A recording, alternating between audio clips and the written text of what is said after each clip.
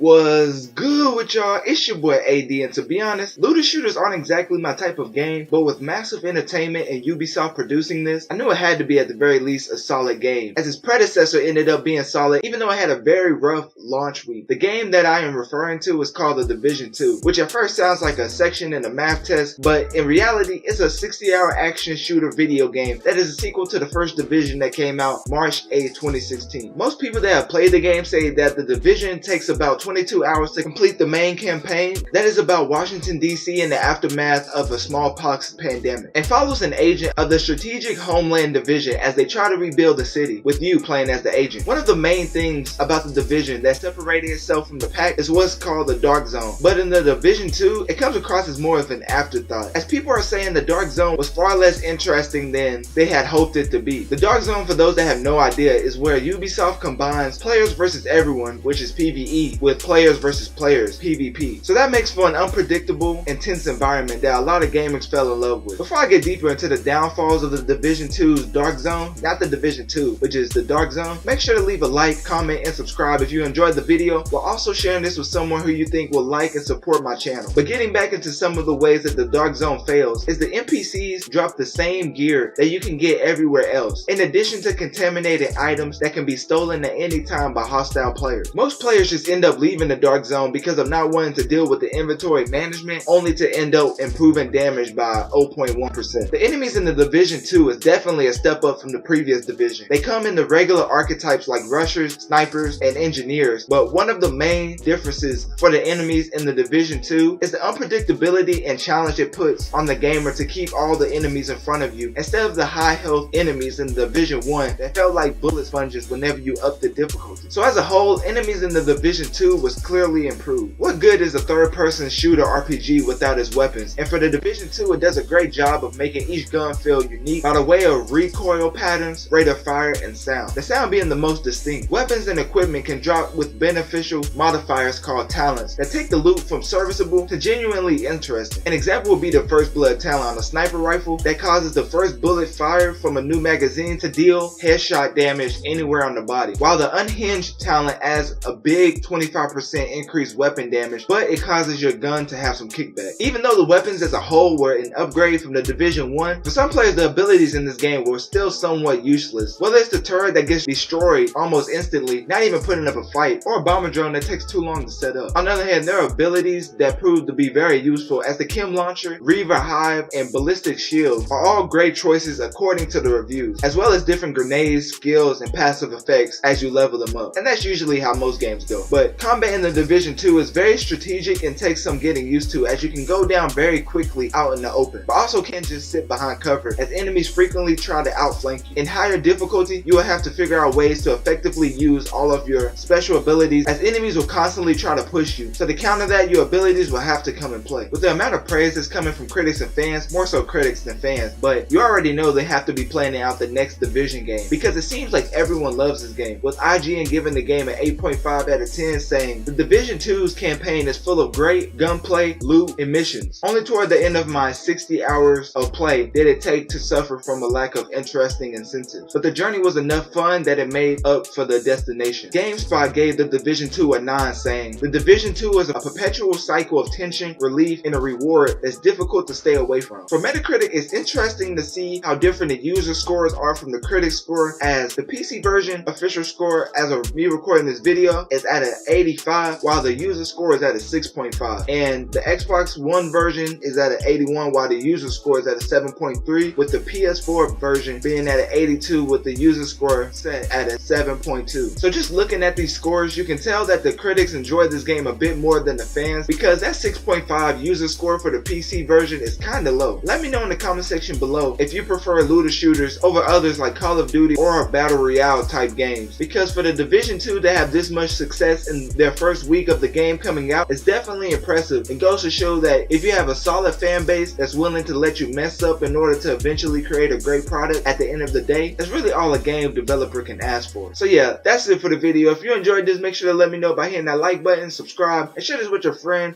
neighbor, dog, or just send this to the person across the street going rogue every 5 seconds in the Dark Zone just to backstab their teammates and take all of the loot, sicko mode style, because without them, this wouldn't be possible. And with that, I'm out.